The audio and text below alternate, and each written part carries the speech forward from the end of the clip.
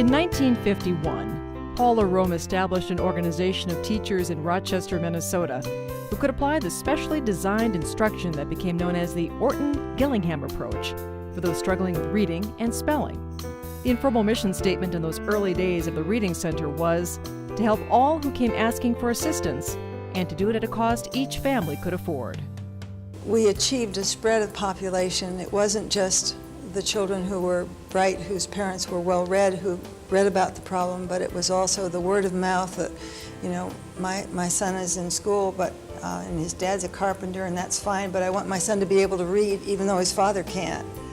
What started as Paula Rome's crusade to provide educational services grew with the help of Jean Osmond, a gifted teacher and innovator who joined her in 1957. They shared the work and responsibility as it developed into a sizable, thriving, knowledgeable, and caring agency. Paula asked me if I would like to learn how to work with boys and girls with reading problems, and I responded by saying I never learned any of that, and my college program was a major in psychology, so I didn't know any of it. And she said that was fine, she'd teach me. We sat at Paula's dining room table, and she explained dyslexia, and it was so logical. Dyslexia is a specific learning disability that is neurological in origin, characterized by difficulties with accurate and/or fluent word recognition, and by poor spelling and decoding abilities. Dyslexia is not a reading disorder per se. It's a language-based learning disability that occurs when there's a problem in areas of the brain that help to interpret language. According to researcher and neuroscientist Sally Shaywitz, readers with dyslexia have to rely upon a manual rather than on an automatic system for reading. Studies indicate that nearly 1 in 5 may have some degree of dyslexia. Orton's philosophy was that if you knew how the dyslexic brain worked, and you knew the language and how to program it through, it would eventually work, and the student's ability to hold on to the images of words would improve. I started in the late fall of 1959 with the Reading Center, and in those days it was in Paula's basement. It just always seemed to me kind of a safe, secure place. I loved going in there. We took over their basement during the weekdays when the kids were in school, and then we gave them back their rec room after school and on the weekends so they wouldn't resent too much our being down there taking over their space. I started working at the Reading Center in 1965. I trained with Paula and Jean and Marcia Henry. There really wasn't much in print to read. There wasn't research. There weren't books to help with. So we were writing our own lesson plans and our own reading list, everything. The fact that Jean and Paula wrote the language toolkit was extremely helpful to all of us who were and still are training teachers. Orton's original theories back in 1940 said that it was almost as though the right and left hemisphere of the child's brain was arguing over which side was going to be in charge of reading and spelling. And he was right. Dyslexia is the most common cause of reading, writing, and spelling difficulties. 15 to 20% of the population have a language-based learning disability. An LD teacher whose third grade son couldn't read was encouraged to take the Orton-Gillingham training.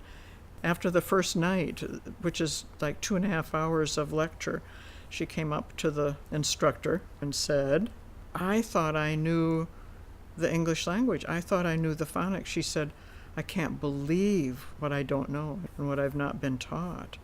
I was astounded when I went to Stanford that when I went to look up dyslexia in the education library, I found almost nothing. For many, many years, the term dyslexia has not been used by educators. I'm often told that, well, we can't do anything for dyslexic students because dyslexia isn't mentioned in our legislation.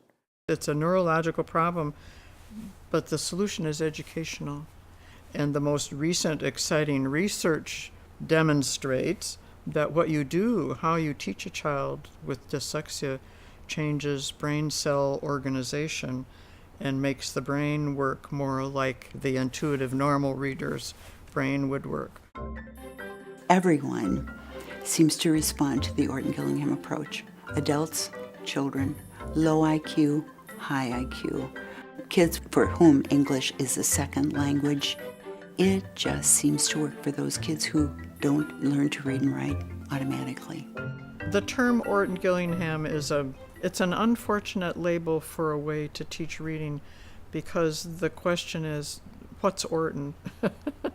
What's Gillingham?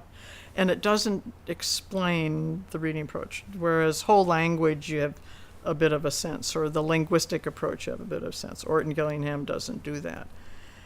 But it's the only reading approach that's based on the understanding of how the human brain functions. It's a very multisensory, very carefully structured and sequenced phonetic linguistic approach with repetition as long as the child needs it, etc., to teach how the English language works. The good thing about OG, or Orton-Gillingham, is that it has a very stipulated sequence and formula, but it is very flexible too, and that's the way we were taught to use it. Dyslexia can affect a person's self-image. Students with dyslexia often end up feeling dumb and less capable than they actually are. After experiencing a great deal of stress due to academic problems, a student may become discouraged about continuing in school. There's a huge emotional component to dyslexia. I always felt that maybe the primary problem for many of these kids was that they hadn't learned to read, and so that they became they'd been told they were lazy, they were unmotivated, they were dumb, and maybe eventually you start believing that. In the 1950s, the city of Rochester proved to be the perfect location for providing and enhancing training to students with dyslexia.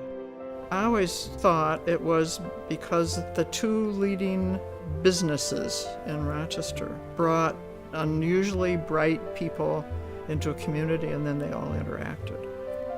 With IBM, the brilliance there in terms of the visual, spatial, the technical, many of those people have huge right hemispheres and maybe a bit of trouble with the left hemisphere with reading and spelling, so they understood. And then with the medical field as well. If they had children that had trouble with reading and spelling, they were looking for answers. Mary Lee Enfield, who went on to develop Project Read in Bloomington, had a student whose problem she couldn't solve. Somebody suggested that they take the child to see Manuel Gomez at the Mayo Clinic, and Manuel Gomez was chairman of the pediatric neurology department. And the family went, and he diagnosed the child as having dyslexia, and he said, go see the ladies at the reading center. So Harriet Sheridan was president of Carleton, took her daughter to the clinic, and they suggested the reading center. And so from that opportunity, we worked at Carleton College. We learned a tremendous amount working with that population because they were all very bright and could do many, many things. Jean Osmond and Paula Rome taught a class at Carleton College in Northfield, Minnesota. It was wonderful because we were able to get college credit for it. Another friend and I drove up from Nebraska, and we spent a week there with them, and it was a full day of learning how to pronounce the prefixes, roots, and suffixes, how to categorize long vowel pairs. It was something we had never had in our college training, and we walked out and thought we were walking on air. It was so refreshing. Jean was wonderful. She was so warm and nurturing with the people in the class. She was a model for all of us. She was very strongly talking about auditory processing difficulties long before it was popular. When you think of all that she's seen in her years in this field, she's not stuck to any one single paradigm or way of doing things. She always looks at new research and new information. She can always sort of sit back and say, now wait a minute, how does this fit in? Is this all good, or should it be molded or modified in a way that's going to be good for students? Jean's legacy is the people that she has affected. She is a person who has passion for her family and for the society at large, especially those who struggle with dyslexia. She has more faith in other people than they have in themselves. So, and I think she has really created a culture in the Reading Center of supporting not only the clients, but the staff, and maintaining a very high standard. In 1991, the Reading Center, Dyslexia Institute of Minnesota, restructured as a not-for-profit organization, and the official mission statement became "Toward Literacy for All." Jean Osman, even though she's retired from the Reading Center, still has a complete slate of students. And I mean, there's no better instruction anywhere if you're a dyslexic student. My daughter Nell is 11 years old and headed into middle school. And when she was in second grade, we started noticing some kind of red flags, I guess. And we kind of talked to the teachers, and they said, no, she was doing fine, and something just didn't feel right. So we took her to Mayo Clinic at the Dana Center and had her tested there, and it was a relief. It really was. It was good to know. It was great to be able to attach something to it and to have a name for it and to be able to have a definition of what she was going to be up against. We decided that we needed to be proactive, and so we had a lot of people that recommended the Reading Center, so we came to the Reading Center. Nell became a different child. She had always kind of been quiet, and she began to blossom, absolutely blossom, and the confidence that she got, Jean just helped inspire her, and she is a completely different kid than she was 3 years ago. She now tests 2 levels above her grade level in reading. The comprehension is a grade or 2 ahead, more than we had ever hoped for, more than we had ever thought would be possible. When I first started tutoring, I thought it was fun, and so I tutored my younger sister, and she didn't really like it, but I did bribe her with like stickers, or I can't remember.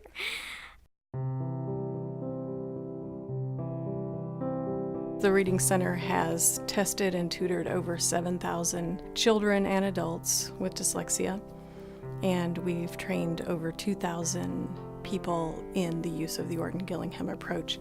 The Reading Center is literally known around the world. It is an organization of quality, intelligence, and passion. I think the Reading Center is the best thing that ever happened to Rochester. People come from all over the United States and even some foreign countries to get the kind of training that is provided there for teachers. And that Rochester's children are so fortunate to have some wonderful tutors. When Sarah Payne was in the first grade, her parents brought her to the Reading Center. My mom knew to get me tested at the Reading Center, and I continued with Reading Center tutors from first grade all the way through high school.